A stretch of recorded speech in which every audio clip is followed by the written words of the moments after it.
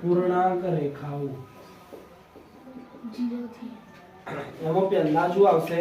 પ્રાકૃતિક સંખ્યા પહેલી એક આવશે પ્રાકૃતિક સંખ્યા ચલો પ્રાકૃતિક સંખ્યાને કઈ સંજ્ઞા વડે દર્શાવાય પ્રાકૃતિક સંખ્યાની n સંખ્યા n એટલે નેચરલ યાદ રાખજો n એટલે નેચરલ હવે એની વ્યાખ્યા જોઈએ તો ગણતરીમાં ઉપયોગમાં લેવામાં આવતી સંખ્યાને પ્રાકૃતિક સંખ્યા કહે છે તો ગણતરીમાં ઉપયોગમાં કઈ સંખ્યા લેવાય દાખલા તરીકે જોઈ લઈએ તો 1 2 3 4 5 6 7 8 9 10 11 એમ અનંત સુધી કે જે પૂરી થઈ શકે ના તો જોઈએ કે નાનામાં નાની પ્રાકૃતિક સંખ્યા ખાલી જગ્યા છે તો નાનામાં નાની પ્રાકૃતિક સંખ્યા કઈ હોય 1 ચલો બીજું મોટામાં મોટી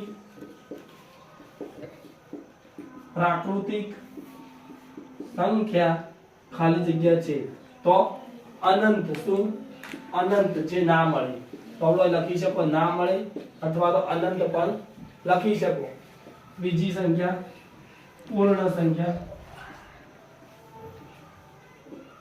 સંખ્યાઓ ચલો પૂર્ણ સંખ્યાને કઈ સંખ્યા વડે દર્શાવાય w કઈ સંખ્યા વડે w અને w એટલે હોલ નંબર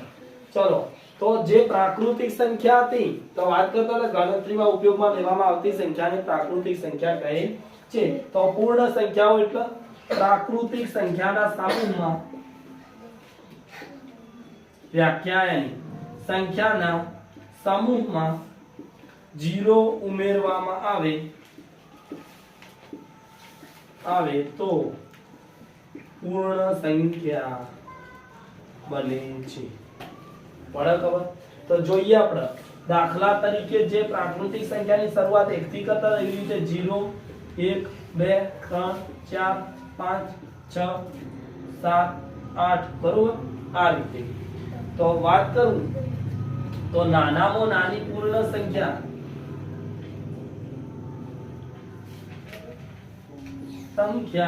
ખાલી જગ્યા છે તો નાનામાં નાની પૂર્ણ કઈ થઈ ગઈ આગળ હતી 0 મોટામાં મોટી પૂર્ણ સંખ્યા